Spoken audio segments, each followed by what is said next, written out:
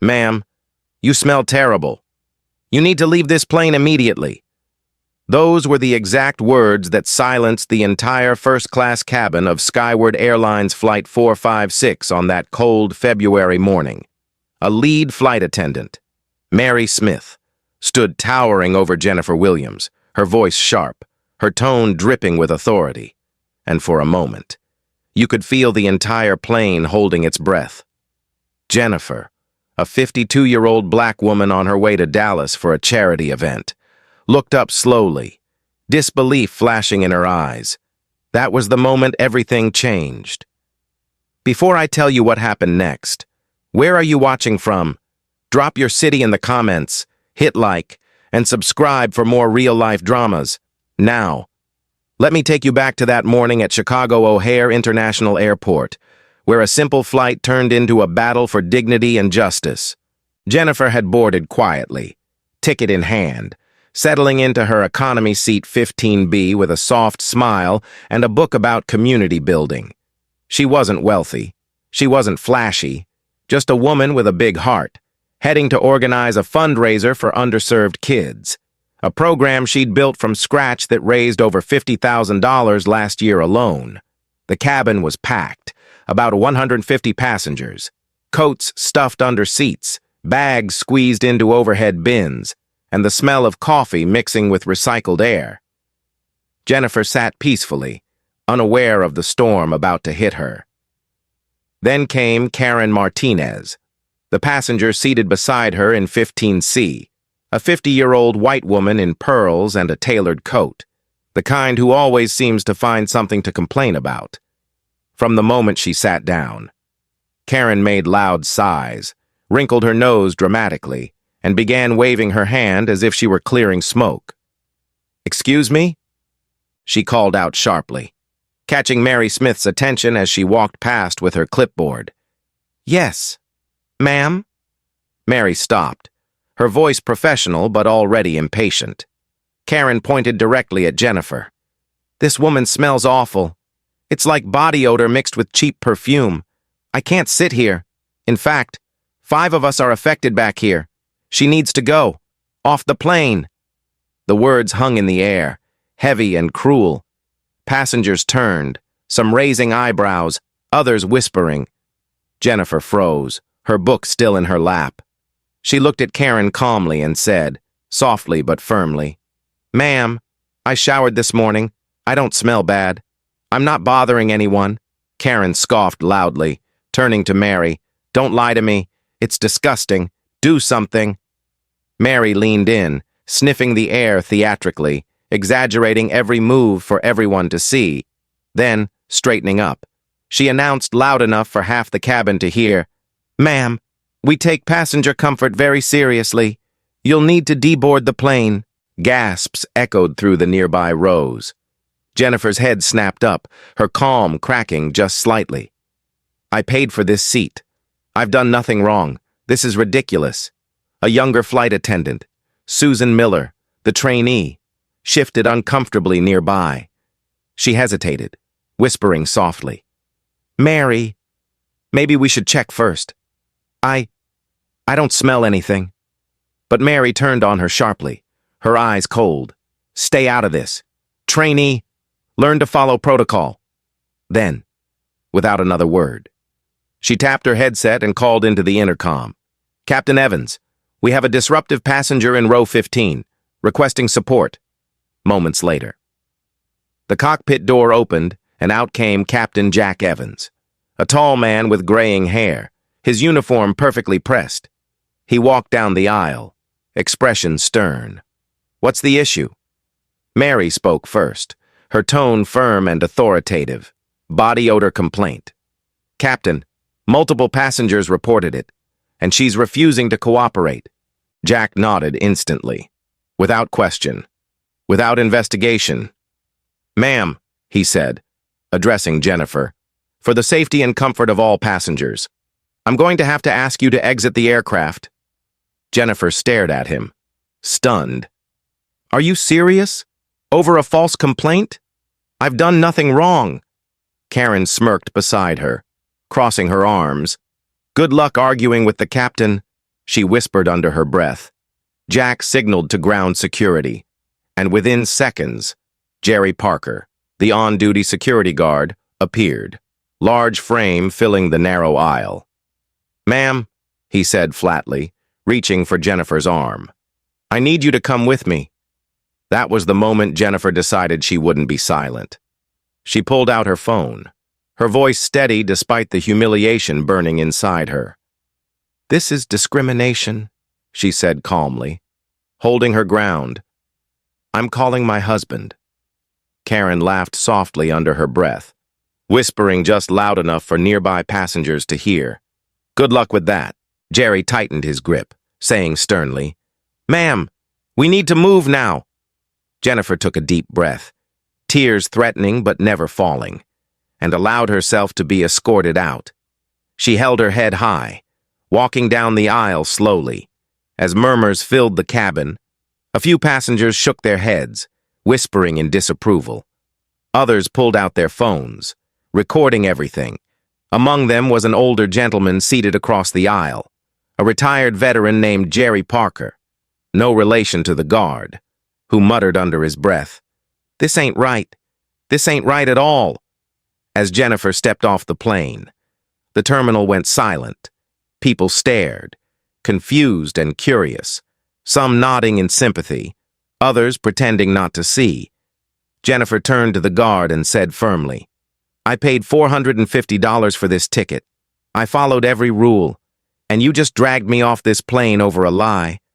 Jerry shrugged, his voice cold, detached. Orders from the captain. "Take it up with customer service." Mary followed closely behind, her clipboard clutched like a weapon. "You caused a scene," she said bluntly. "We can't have that kind of disruption." Susan, the young trainee, hovered nearby, her voice small but trembling with frustration. "Mary."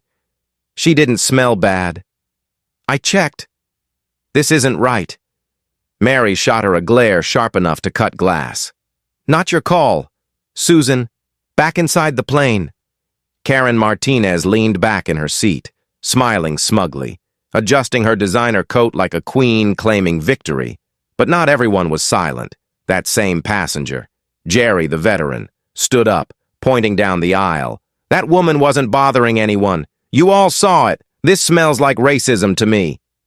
Murmurs of agreement rippled through the cabin, tension growing heavier by the second. Captain Jack, already back in the cockpit, announced over the intercom, "We're resolving a minor issue. Folks, departure in 10 minutes. Meanwhile, out in the terminal, Jennifer sat on a bench, phone pressed to her ear. "Justin," she whispered, her voice shaking but controlled. "They kicked me off. They said I smelled," Karen Martinez complained, and the crew backed her without question. "It's humiliating." On the other end of the line, Justin Baker, the CEO of Skyward Airlines, paused in stunned silence before replying, his voice low but filled with fury. "Stay right there. Jennifer, do not move. I'm coming." And in that moment, Jennifer wiped her tears, straightened her shoulders, and waited. She didn't know it yet, but within the hour, her quiet call would set off a chain of events that would shake this airline to its core. The gate area buzzed with tension as Jennifer stood there, clutching her handbag tightly, her breathing uneven but her posture unbroken. Her belongings had been tossed into a pile at her feet, like she was some kind of problem to be removed rather than a paying passenger. People in the terminal whispered and stared, some shaking their heads in quiet sympathy, others avoiding her eyes completely.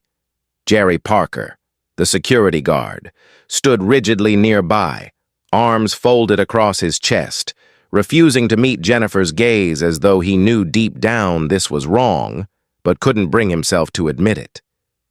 "This isn't right," Jennifer said softly but firmly, her voice carrying the weight of years spent fighting to be seen, heard, and respected. "I paid $450 for that ticket. I've followed every rule. You're throwing me out over a lie." Jerry shifted his stance uncomfortably, but muttered flatly, "Orders from the captain. Take it up with customer service." Jennifer stared at him, her jaw tightening, and turned away before the anger bubbling inside spilled over. A few feet away, Mary Smith, the lead flight attendant, strode into the terminal with her clipboard in hand, her face a mask of authority she wore like armor. "You caused a disruption," she said sharply, her tone carrying just enough volume for nearby passengers to hear. "We can't have people refusing to comply with crew instructions." Jennifer faced her calmly, her voice steady despite the humiliation burning inside her. "I didn't refuse anything. Mary." I was sitting in my seat, quietly, until your passenger decided she had a problem with me. That's the truth. Mary's lips pressed into a thin line, but before she could respond, Susan Miller, the young trainee flight attendant, stepped forward cautiously, wringing her hands. "Mary," she whispered, almost pleading. "I checked earlier. She didn't smell bad. None of us did. This doesn't feel right." Mary turned to her sharply, eyes cold and unforgiving. "Susan, you're new. You're here to follow protocol, not question my judgment." Susan hesitated, glancing at Jennifer. Guilt etched across her face. I think we made a mistake," she whispered, her voice barely audible. Back inside the plane, Karen Martinez, the passenger who'd started all this, sat smugly in 15C, crossing her arms and leaning back in her seat as though she'd won a personal victory. She tilted her head toward the woman sitting behind her and whispered loudly enough for several rows to hear. Finally, some peace and quiet. Some people just don't belong in certain spaces, you know? The woman behind her frowned but said nothing, while other passengers shifted uncomfortably, exchanging uneasy glances. Not everyone was silent, though. The other Jerry Parker, the retired Army veteran seated across the aisle, stood up, his voice steady and clear, cutting through the cabin noise. "That was uncalled for," he said firmly, his hand gripping the headrest in front of him. That lady wasn't bothering a soul. I sat right across from her. She was quiet, respectful, polite. "This smells like something else entirely. And it stinks worse than anything you're accusing her of." Several passengers murmured their agreement, nodding slowly, while others raised their phones, capturing videos of the entire exchange. Susan, still standing near the open cabin door, overheard Jerry's words and swallowed hard, her courage growing despite Mary's icy glare. "He's right," Susan said softly, looking around at the other attendants. She wasn't doing anything wrong, but Mary ignored her entirely, turning instead to Captain Jack Evans, who had returned to the cockpit after ordering Jennifer's removal. "Captain, the passenger has been deboarded," Mary reported crisply. "We can prepare for departure." Jack's voice came crackling through the intercom moments later. "Ladies and gentlemen, we've resolved a minor issue with passenger seating. We'll be pushing back shortly."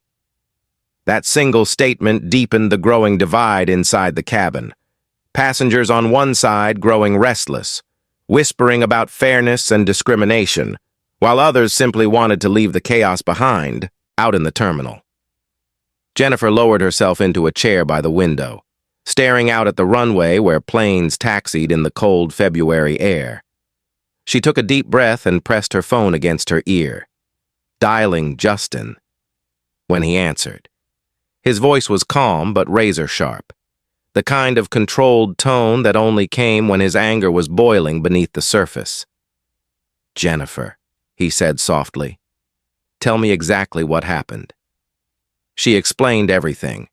The false complaint, Mary's exaggerated theatrics, Jack's refusal to listen, and Jerry dragging her out like she was a threat to everyone on board. Justin didn't interrupt once, but Jennifer could hear the weight of his breathing on the other end. Slow and deliberate. When she finished, his response was short, powerful, and final. "Stay put. Do not leave that gate. I'm coming.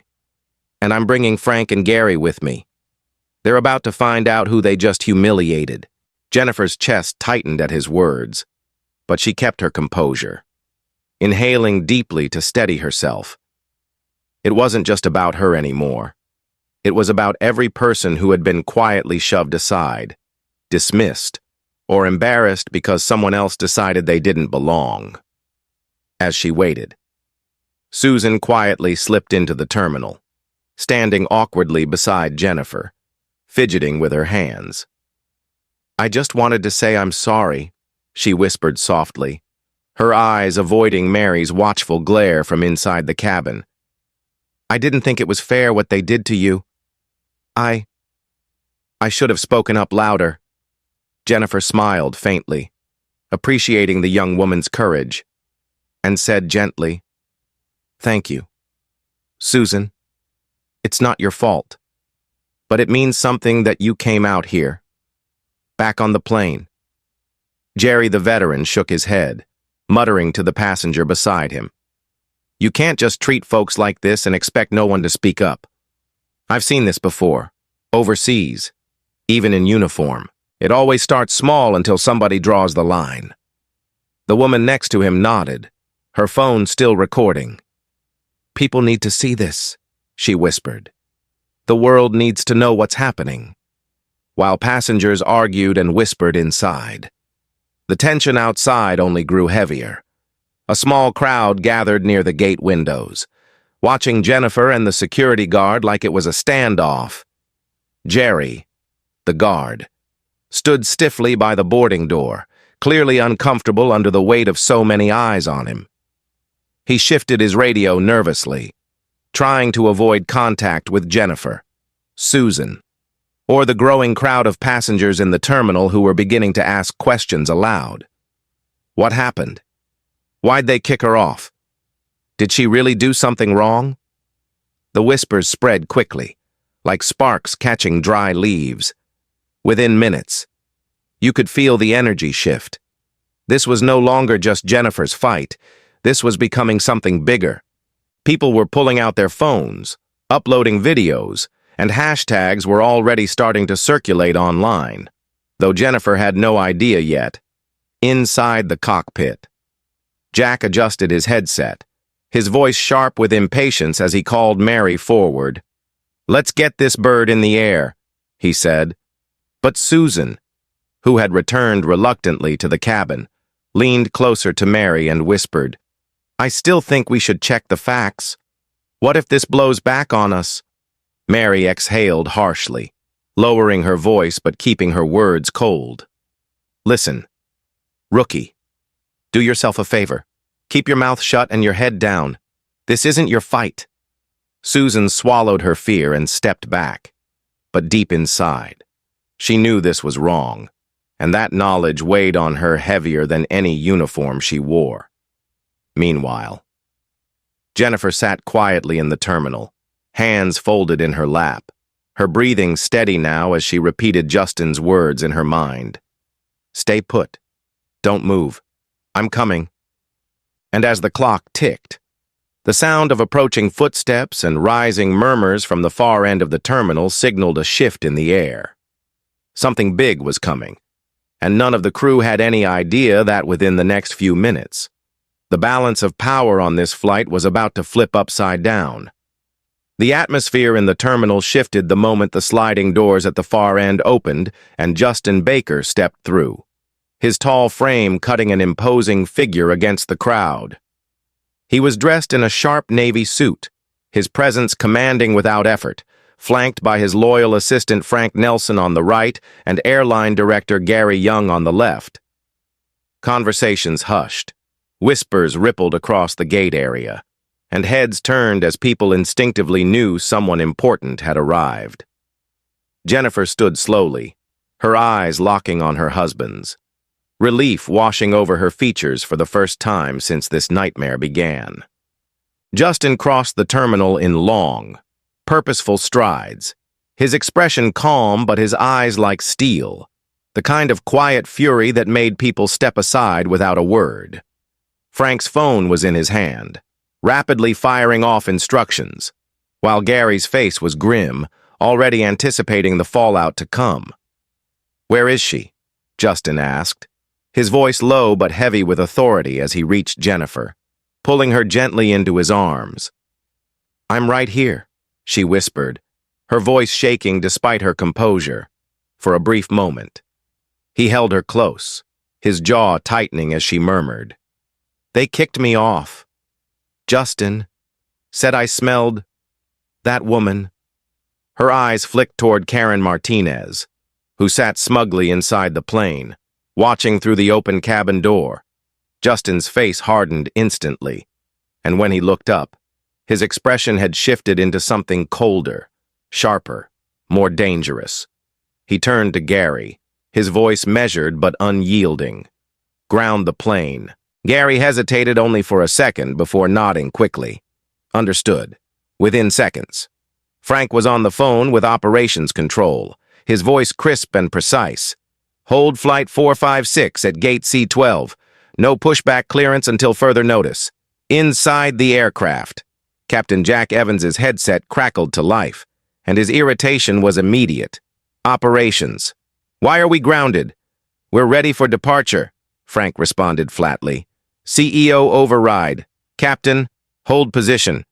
The silence on the other end said everything. Back in the terminal, Justin's gaze swept across the crew members assembled near the boarding door. His voice was calm, deliberate, but it carried a weight that made even seasoned staff members straighten instinctively. "Who's in charge of this flight?"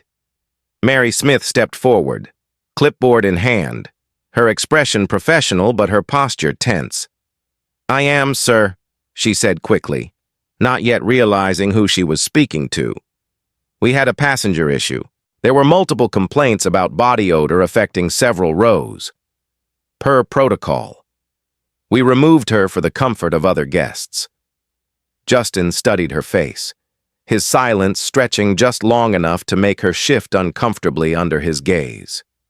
"Your name," he said finally, his tone neutral but cold. "Mary Smith. Lead flight attendant," she replied, her voice faltering slightly. Justin nodded slowly, as though committing her name to memory, then turned his attention to Captain Jack Evans, who had emerged from the cabin, confusion written across his face. "And you?" Justin asked evenly. Jack straightened his uniform. "Captain Jack Evans. Sir, we followed standard procedures. Safety and passenger comfort always come first." "Passenger comfort," Justin repeated softly, almost to himself. Before his eyes narrowed, whose comfort exactly?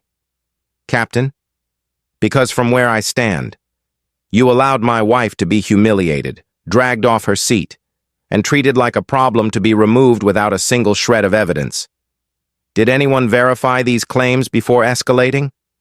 Mary glanced at Karen, who shifted uncomfortably in her seat but quickly regained her composure, raising her chin defiantly. "It was real," Karen said loudly from inside the cabin, forcing her voice into the confrontation. "I know what I smelled. Ask anyone around me." At that moment, Susan Miller, the trainee flight attendant who had been quietly standing in the back, took a deep breath and stepped forward, her hands trembling but her voice steady. "Sir," she began, addressing Justin directly. "I checked earlier. There was no smell. No one else complained except Ms. Martinez. I told Mary that, but she told me to stay quiet." A ripple went through the crowd, and passengers watching from nearby gasped quietly, several lifting their phones higher to record every word. Justin turned his gaze back to Mary, his tone suddenly sharper. "You ignored a member of your crew who tried to give you facts and chose instead to act on a single passenger's bias. That is not procedure. That is discrimination." Mary opened her mouth to respond, but her voice caught in her throat as the weight of the room pressed down on her. Behind her, Jerry Parker, the retired Army veteran passenger, stood up from his seat inside the cabin and spoke loudly enough for everyone to hear. "He's right. I sat 2 rows across. Jennifer wasn't bothering anybody. She was quiet, polite, respectful. This was about something else. and everyone here knows it. More murmurs erupted among the passengers inside, and several began calling out in agreement. "Yeah, we saw it too. She didn't do anything wrong. This isn't right." Karen turned in her seat, her voice rising defensively. "Oh, please, you're all just taking her side because she's crying now." A woman in the row behind Karen leaned forward sharply and snapped, "No, we're taking her side because we have eyes and ears. We watched you complain about her before the flight even started." Justin raised a hand slightly, silencing the crowd instantly with nothing more than his presence. He turned to Gary, his voice calm but commanding. "I want statements from every passenger who witnessed this. Now." Gary nodded, already moving toward the nearest group of passengers with a small team of operations staff gathering testimonies. Frank's phone buzzed, and he glanced at the screen. "Sir, we're trending on social media already. Someone's live streaming from inside the cabin."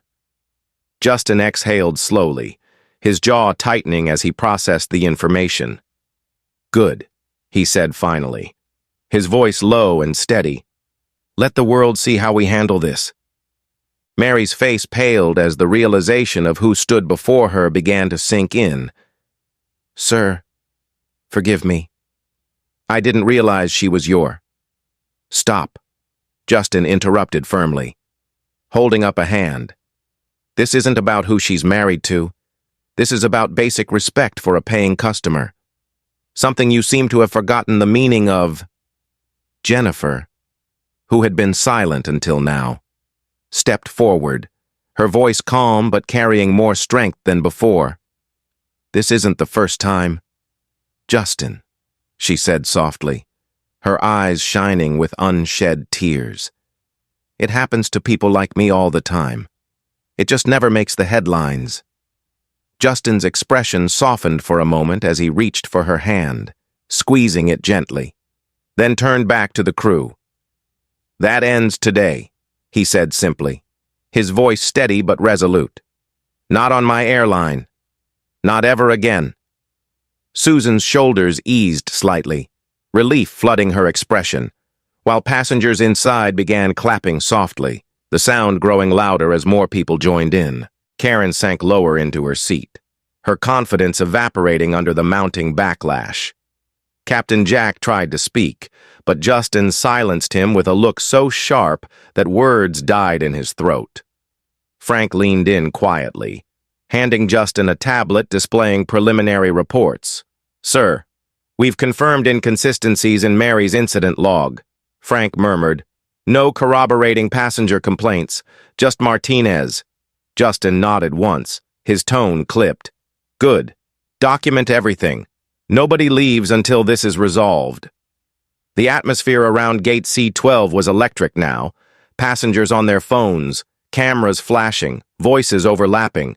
But beneath the chaos was a growing sense of reckoning, and as Justin turned back toward Mary, Jack, and Karen, his next words would decide their fate. The conference room near Gate C-12 was silent except for the low hum of fluorescent lights, but the air felt heavy, almost electric, as if everyone inside knew the weight of what was about to happen. Justin Baker stood at the head of the table, his presence filling the room without raising his voice, his sharp navy suit immaculate, his expression unreadable but his eyes cold with restrained fury. Jennifer sat to his right, her hands folded calmly on the table, her posture dignified despite the humiliation she had endured minutes earlier. Across from them sat Mary Smith, Captain Jack Evans, security guard Jerry Parker, and Karen Martinez, the passenger whose complaint had ignited this firestorm. Behind Justin, Frank Nelson stood with a tablet in hand, while Gary Young, the airline director, paced quietly, already compiling witness statements. Susan Miller, the young trainee flight attendant, sat near the door, her nervous energy palpable, but her gaze never wavered from Jennifer, as if silently vowing to back her up no matter the cost. Justin finally spoke, his tone calm but layered with authority, each word deliberate and sharp as a blade. Let me make one thing clear before we begin. This isn't about who Jennifer is to me. This is about the fact that one of our paying passengers was humiliated, accused without evidence, and physically removed from a flight she had every right to be on. That is unacceptable. Mary shifted in her seat, trying to maintain composure, but her voice faltered when she finally spoke. Sir, I was following procedure. I received a complaint from Miss Martinez and... Justin cut her off instantly, his voice firm but steady. Procedure does not involve dragging someone off a plane without confirmation. Mary, procedure involves facts. And so far, I've seen none from you. Karen crossed her arms defensively, leaning back in her chair. I don't care who she's married to, she said loudly, ignoring the tension in the room. I know what I smelled, and 5 other people agreed with me at that. Gary Young stopped pacing, his voice measured but unyielding. We've interviewed every passenger within 3 rows of you. Ms. Martinez. Not one corroborated your claim. In fact, several passengers stated on record that they saw you making remarks about Jennifer before boarding even began. Karen's face flushed red as she opened her mouth to respond, but no words came. Instead, Jerry Parker, the security guard, spoke up for the first time, his deep voice quiet but steady. Sir, I was called in under the impression that the situation was verified. I shouldn't have grabbed her arm. I should have asked questions. Justin turned his gaze on him, not unkindly but firmly. You had an obligation to uphold our policies. Jerry, blind obedience isn't protection. It's negligence, and negligence has consequences. Across the table, Captain Jack Evans straightened in his seat, his tone defensive as he folded his arms. With all due respect, Sir, I backed my crew. That's what captains do. We prioritize safety and passenger comfort. Justin's eyes locked on him, sharp and unblinking. Safety isn't the issue here. Captain, discrimination is, and in your rush to back your crew, you failed to protect one of our passengers. That is a failure of leadership, not a demonstration of it. The room was silent again, the weight of his words sinking deep. Then Jennifer spoke, her voice calm but powerful, cutting through the tension like glass breaking. This isn't about me, she said softly, but her words carried across the room with quiet strength. This is about every person who has ever been made to feel like they don't belong because of who they are, how they look, or where they come from. You didn't see me, Mary. You didn't hear me, Captain. You didn't think I deserved the same respect you would have given someone else. That's what hurts the most. Susan shifted in her seat, her eyes glassy as she finally found her voice. She's right, she said, her tone steady despite her shaking hands. I was there. I checked. There was no smell. Mary told me to stay quiet, but I can't do that anymore. What happened wasn't fair. A murmur rippled through the small crowd gathered just outside the glass walls of the conference room. Passengers and off-duty employees watching the confrontation unfold. Frank glanced down at his tablet and whispered something to Justin, who gave a slight nod before speaking again, his voice even colder now. Mary, I reviewed the incident log you submitted. It contains fabricated statements. There are references to multiple passenger complaints that do not exist. Do you want to explain that? Mary's face drained of color, her composure unraveling as she struggled to respond. I thought, I assumed, you assumed, Justin repeated flatly, leaning forward slightly, his hands braced on the table. You assumed you knew the truth without verifying it. And because of that, you embarrassed and traumatized a customer in front of 150 people. Karen shifted uncomfortably, muttering under her breath. I told you it was real. Justin turned sharply, his gaze pinning her where she sat. Ms. Martinez, This isn't your courtroom. You made a claim. It was unfounded. You escalated this situation unnecessarily, and you owe Jennifer and everyone else on that flight an apology." Karen scoffed, her arrogance slipping. "I'm not apologizing. I know what I smelled," before anyone could respond. The door opened, and one of Gary's assistants stepped inside, handing him a folder. Gary opened it quickly and looked up, his voice crisp as he read from the document. "Sir, we've reviewed cabin surveillance. There's audio of Ms. Martinez mocking Jennifer before boarding, making comments about her cheap perfume and questioning why people like her are in premium boarding lanes. This wasn't about body odor. This was about bias." A sharp gasp went up from the people outside.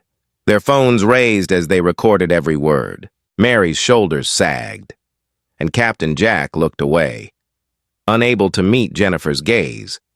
Justin let the silence linger for a moment before speaking again, his voice quiet but razor sharp. "I want everyone in this room to understand something," he said, his gaze sweeping slowly from Mary to Jack to Jerry, and finally resting on Karen. "This isn't just about today. This is about what we stand for as a company. We are entrusted with people's safety, their dignity, and their trust every time they step onto one of our planes. And today, you broke that trust." He straightened, buttoning his jacket, his calm presence radiating command. "As of this moment," he said firmly, his words carrying finality, "all responsible parties will be relieved of duty pending immediate review." The announcement hit the room like thunder. Mary's face went pale, Jack's jaw clenched, and Jerry lowered his head in shame. Karen opened her mouth to protest, but quickly realized no one was on her side anymore. Outside the glass walls, passengers began clapping softly, the sound growing louder and spreading through the gate area until the entire terminal seemed to hum with quiet approval.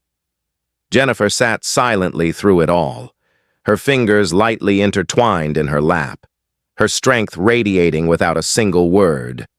As Justin placed a steadying hand on her shoulder, the look in his eyes said everything. This wasn't over yet. There were still policies to review, statements to collect, and decisions to make. But one thing was certain. By the time this was finished, Skyward Airlines would never operate the same way again. The tension inside the conference room cracked like glass under pressure when Justin Baker finally rose from his chair, his voice calm but layered with authority that left no room for debate. "Enough," he said simply, his tone steady and commanding, cutting through the murmur of whispers outside the glass walls. "This ends now." He turned to Gary Young, the airline director, and spoke without hesitation. Effective immediately, Mary Smith, Captain Jack Evans, and Security Officer Jerry Parker are relieved of duty pending termination. Escort them off the premises and revoke their access to Skyward systems. The room fell silent. Mary's mouth opened, but no sound came out, her clipboard trembling in her hands as if it might slip through her fingers. "Sir, please. I've worked here for 20 years, she whispered, desperation creeping into her voice. Justin's expression remained firm, his tone steady but devoid of malice. And in those 20 years. "Mary, you should have learned one lesson above all else. Every passenger deserves dignity. Today, you failed that lesson. You failed this company, and you failed yourself."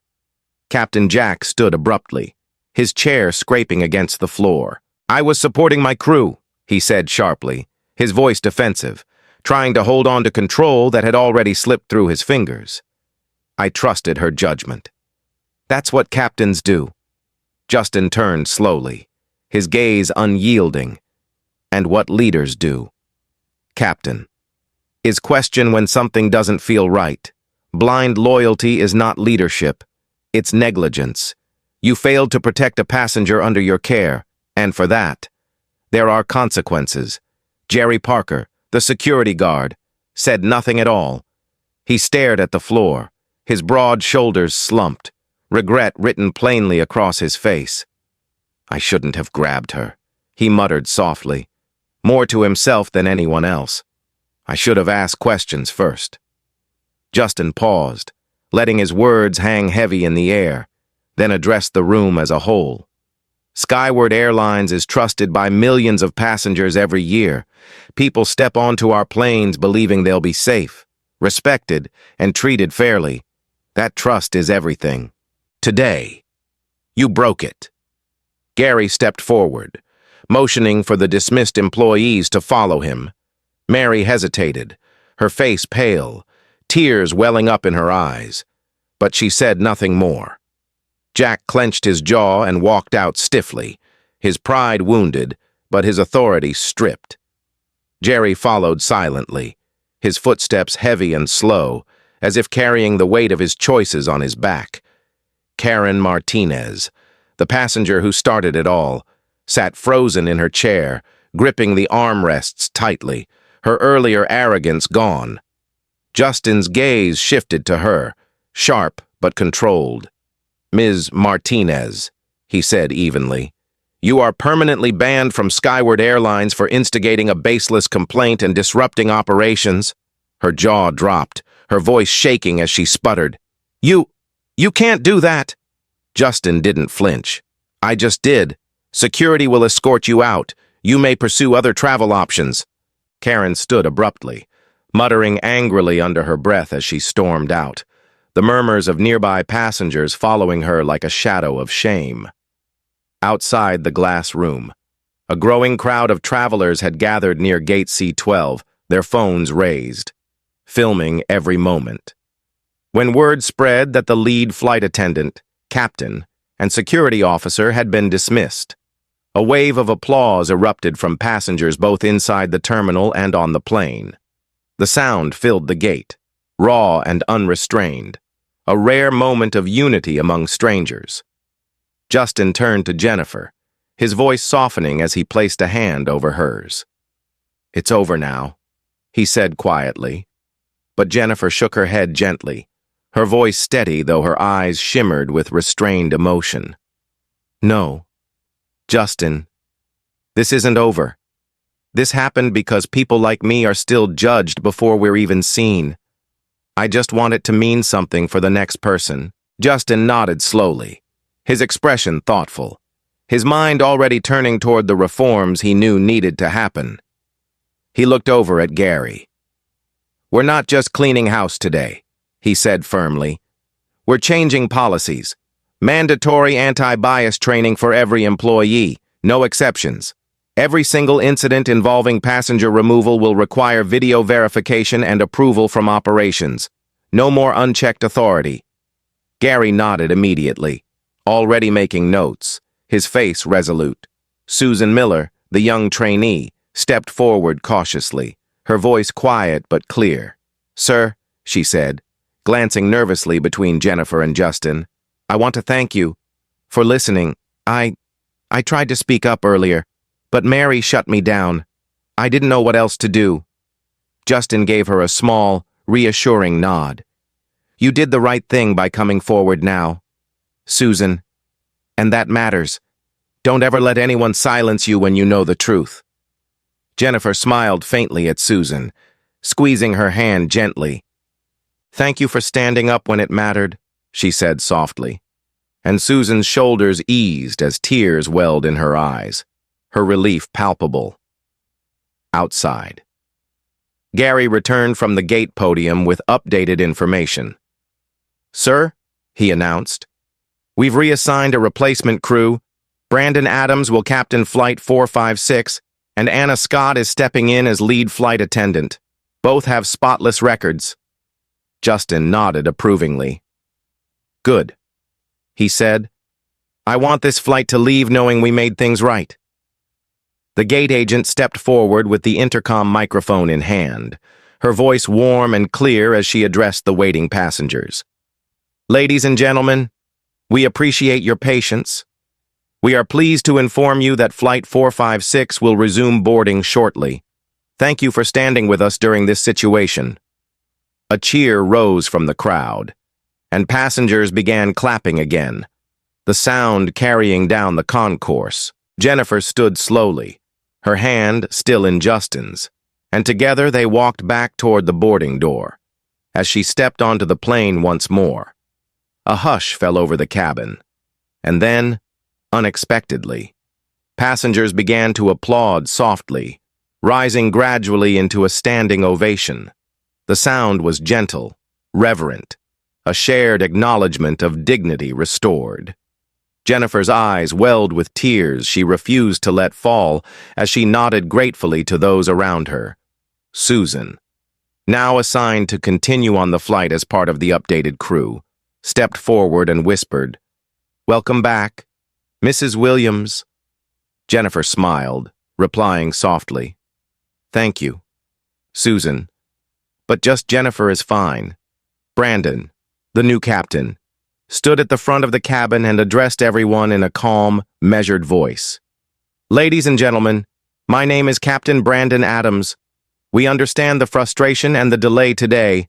I promise you this, from the moment we take off, your comfort and dignity are our top priorities." A ripple of relieved murmurs spread through the passengers as Jennifer settled back into seat 15B, the very seat from which she had been wrongfully removed less than an hour earlier. Justin leaned close, whispering softly, "You belong here. Never forget that." Jennifer closed her eyes briefly, taking a deep breath, finally letting herself feel the weight of everything around her. The cabin buzzed softly with conversation, strangers leaning across aisles to thank her for standing up, for refusing to back down, for the first time since boarding. Jennifer felt her shoulders relax, the tension lifting ever so slightly. The humiliation had been real, the pain undeniable, but so was the justice that followed. This wasn't the end. It was the beginning of something bigger, and as the cabin doors closed, and the plane began to taxi down the runway under Brandon's steady command, Jennifer knew one thing with absolute certainty. Skyward Airlines would never be the same again. The fallout from the Skyward Airlines incident began within hours, spreading faster than anyone inside Gate C-12 could have imagined.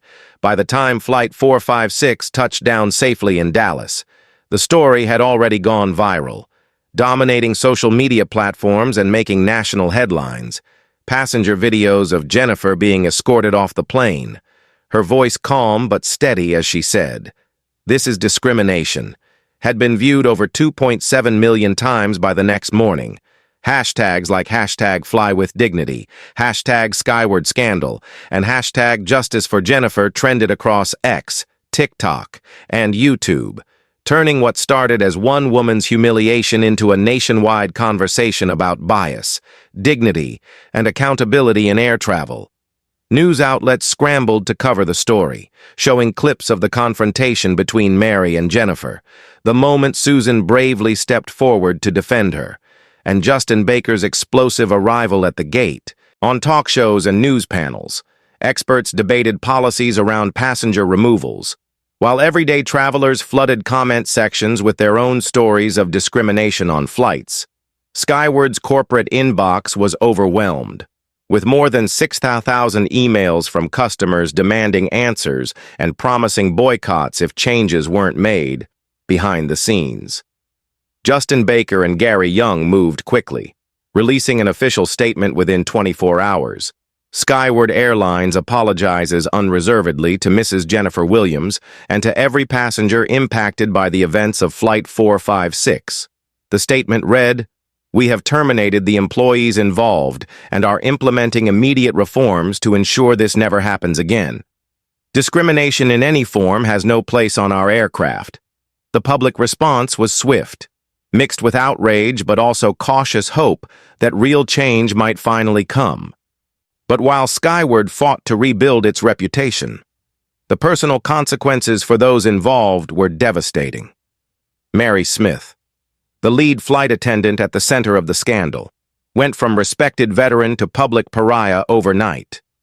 Her face, captured clearly in dozens of passenger videos, circulated across social media with captions labeling her the face of Skyward's bias. Within a week, she was officially terminated, her 20-year career gone in an instant. She tried applying to other airlines but faced rejection after rejection. Her name was now flagged across multiple HR systems. Her professional reputation effectively destroyed, at first.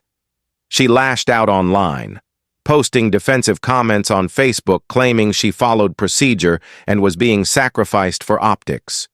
But those posts backfired, drawing even more criticism from the public and former colleagues who publicly called her out for ignoring Susan's warnings and mishandling the situation.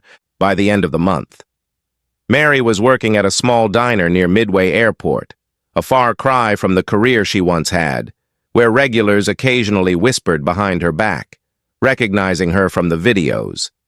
Captain Jack Evans faced his own reckoning, though he tried to defend his actions, claiming he trusted his crew. The FAA launched an internal review after Skyward reported the incident to regulators. Investigators concluded that Jack failed to exercise independent judgment as captain, prioritizing convenience over passenger rights. His commercial pilot license was suspended for 6 months, effectively grounding him, unable to fly. He took a temporary position teaching flight simulations at a small aviation training center. But colleagues who once admired him now kept their distance. Interviews with the media offered little redemption, as every attempt to shift blame onto Mary only painted him as a weak leader who refused to take responsibility. "I just did what captains do," he told one reporter, his voice weary and defensive. "I backed my crew, but the world had already judged him. And this time, loyalty wasn't enough to save his career." Jerry Parker, the security guard who had grabbed Jennifer's arm, struggled in the aftermath, too, while he wasn't formally charged with misconduct. Skyward placed him on a no-hire list, and word quickly spread among airport security contractors nationwide. Within weeks, Jerry was forced to take a job working odd hours as a warehouse guard, his income dropping by nearly half. In a rare interview, he admitted quietly, "I should have asked questions. I should have paused. I thought I was doing my job, but I see now I failed her." He became withdrawn after the incident, avoiding social gatherings with his former colleagues and neighbors, haunted by the image of Jennifer's tear-filled eyes as she was escorted off the plane. Karen Martinez, however, faced the most public backlash of all. The viral videos had captured her smug expressions, her exaggerated claims, and even audio from the cabin surveillance confirming her mocking Jennifer before boarding. Her face became instantly recognizable, and within days, internet sleuths dug up details about her business, a small interior design firm in Naperville. Negative reviews flooded her company's page. Clients canceled contracts, and sponsorships were pulled. At first, Karen doubled down, giving an interview where she insisted she only reported what she experienced. But when the cabin audio became public, revealing her comments about people like her and premium spaces, she was roasted online, losing nearly all credibility. Within 3 months, her business collapsed, forcing her to sell her suburban home and move in temporarily with her sister. In a later podcast appearance, she tried to issue a public apology, saying, "I didn't realize how my words came across, but it rang hollow. The damage was done." For Jennifer, though, the days following the incident were a whirlwind of emotion. Strangers from across the country reached out to express their support, sharing their own stories of facing quiet humiliations no one talked about. Jennifer's name became a symbol of resilience, but she remained humble, declining most interview requests and choosing to focus on her work in community advocacy. "This was never just about me," she said softly in the one interview she did give. "It's about what happens when people are judged before they're even seen. I want something good to come out of this." Her words resonated deeply, sparking broader conversations about racial bias in air travel across the U.S. and forcing airlines nationwide to re-examine their policies. Under Justin Baker's leadership, Skyward Airlines became the center of reform. Within a month, the company launched its Dignity in the Skies initiative, a multi-million-dollar program that mandated bias awareness training for all employees. From executives to baggage handlers, every passenger removal would now require supervisor approval and video verification, preventing unilateral decisions like the one Mary made. In addition, Justin created a diversity and passenger advocacy task force, with Jennifer playing an advisory role, ensuring the voices of customers were directly included in policy changes. The reforms weren't just surface-level fixes, they were designed to rebuild trust. And slowly, Skyward began regaining customer confidence. Meanwhile, Susan Miller's bravery didn't go unnoticed. In a company-wide email, Justin personally commended her for choosing truth over silence, and within 6 months, she was promoted to full flight attendant status, skipping the usual probationary period. Passengers on Susan's future flights often recognized her from the videos and thanked her for speaking up, something she accepted humbly but with quiet pride. "I didn't do it for attention," she said in one interview. "I did it because it was the right thing."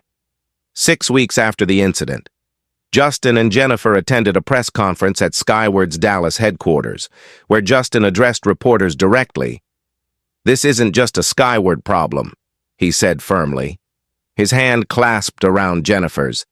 "This is an industry-wide issue, and we're committed to leading change. Every passenger deserves respect, regardless of who they are, where they come from, or what seat they're in." The statement was met with applause, not just from the press but from hundreds of Skyward employees watching live from around the world. For many, Flight 456 became a turning point, a painful incident that forced an entire industry to confront its blind spots. And though Jennifer had endured humiliation that no one should ever face, her grace and strength transformed her into a symbol of dignity and quiet power. Justin knew there was still work to do, but he also knew something fundamental had shifted, not just for Skyward Airlines, but for every airline in America watching closely. The entire country now had its eyes on them, and there was no going back. 6 months after the incident on Flight 456, Jennifer Williams stood on a brightly lit stage at the National Aviation Leadership Summit in Washington, D.C., looking out over an audience of more than 1,000 people, airline executives, policymakers, civil rights leaders, and passengers whose lives had been touched by her story. Her soft yet steady voice carried across the silent room as she said, "This was never just about me. This was about dignity, about being seen, about standing up when it's easier to stay quiet." The crowd erupted into applause, some rising to their feet, their faces lit with respect and admiration. In the months since that cold February morning at Chicago O'Hare, Jennifer's story had become bigger than one woman, bigger than one flight, and even bigger than Skyward Airlines. What began as a humiliating injustice had transformed into a national reckoning about bias and accountability in air travel. And Jennifer, once an ordinary passenger on her way to a charity event, had become the quiet force at the center of it all. Skyward Airlines, under Justin Baker's leadership, didn't just recover from the scandal, it became the industry standard for inclusivity and respect. The Dignity in the Skies initiative had expanded into a comprehensive, nationwide program adopted by 6 major airlines within the first quarter, with mandatory anti-bias and passenger rights training implemented for over 18,000 employees. Policies had changed dramatically. No passenger could be removed without direct supervisor authorization, full documentation, and body cam or cabin video review. Every complaint now required verification before escalation. For the first time in decades, passenger rights were at the forefront of aviation reform, and Skyward had set the bar higher than anyone thought possible. The ripple effect didn't stop there. Jennifer was invited to speak at universities, civil rights forums, and corporate leadership events, where her words consistently reminded audiences of the power of grace under pressure. Dignity isn't something you earn. She told one crowd at Harvard Law School, "It's something you're born with. And when we forget that, we fail not just individuals, we fail society." Her talks went viral, amassing millions of views across social media, while hashtags like #DignityFirst and #JenniferWilliamsEffect became rallying cries for change across multiple industries, from hospitality to banking to healthcare, even beyond aviation. Companies began reassessing how they handled customer complaints, employee authority, and bias awareness. Jennifer's influence had spread far beyond that single gate at O'Hare. Skyward Airline's reputation, once teetering on collapse, soared higher than ever before. Customer satisfaction scores jumped by 42% within 6 months, and bookings increased by nearly 30% compared to the previous year. Analysts called it the largest brand redemption in modern aviation history. Passengers flocked to Skyward not just for its service, but because it had become a symbol of fairness, empathy, and accountability. Susan Miller, the young trainee who bravely stood up for Jennifer on that plane, became the face of Skyward's new training campaign, appearing in videos and conferences encouraging employees to choose courage over silence. Promoted twice in 6 months, she now mentored new recruits, teaching them not just the procedures of their job, but the importance of empathy and listening. "Speaking up was scary," Susan said in a recent interview, her voice warm but proud. "But I'd do it again in a heartbeat, because doing what's right is always worth it." Meanwhile, the antagonists faced lasting consequences. Mary Smith, the former lead flight attendant, had faded into obscurity, her reputation permanently damaged by her actions and the viral videos. Captain Jack Evans quietly retired after his license was reinstated, choosing never to return to commercial aviation. Jerry Parker, the security guard, eventually issued a public apology on social media, acknowledging his mistakes and later volunteering for Skyward's new passenger advocacy task force to help prevent similar incidents. Even Karen Martinez, after months of backlash and business loss, recorded a public video statement admitting wrongdoing and expressing regret, though for many, her words came too late. Through it all, Jennifer remained grounded, focused on her true passion, serving her community. The charity event she was traveling to on the day of the incident had grown tenfold, raising over $1.2 million in funding for underserved children in Chicago, with Skyward's support. Jennifer launched the Williams Initiative, a foundation dedicated to equity and inclusion in both education and travel. Partnering with universities and nonprofit organizations, the initiative provided scholarships, mentorship programs, and advocacy for minority travelers. Her work was recognized by the NAACP, which honored her with its Courage in Leadership Award, and her story was featured in Time magazine's annual list of 100 most influential people. For Justin Baker, the incident forever reshaped how he viewed leadership. At an investor summit later that year, he reflected on that February day, saying, "Policy without empathy is dangerous. Authority without accountability is dangerous. My wife taught me that dignity must always come before procedure." His words resonated across the industry, inspiring other airline CEOs to implement similar reforms. Looking back now, Jennifer often said she never expected her quiet resistance on that plane to ignite such a movement. But in her heart, she knew it wasn't just her voice that changed things. It was the voices of everyone who spoke up. From Susan's trembling courage to the retired veteran Jerry's insistence on fairness to the millions of strangers online who demanded better. "One voice can start a ripple," she told a packed audience in Dallas. "But it takes all of us to make a wave." Today, when passengers board a Skyward Airlines flight, they see Jennifer's influence everywhere.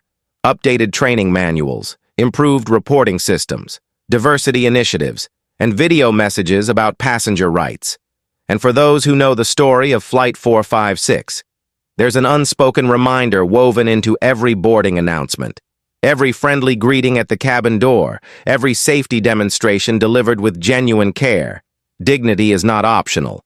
Jennifer's story began with humiliation and pain, but it ended with hope, accountability, and systemic change. Her quiet strength transformed an airline, inspired a nation, and reminded the world that doing the right thing often starts with one person refusing to be silent. And as she walked off the stage that day in Washington to a standing ovation, hand in hand with Justin, she smiled softly, knowing something profound. What happened on Flight 456 would never happen the same way again. Not on Skyward Airlines, and not on any airline bold enough to follow its lead. Thank you for watching. If this story moved you, please like, subscribe, and turn on the bell so you won't miss the next drama.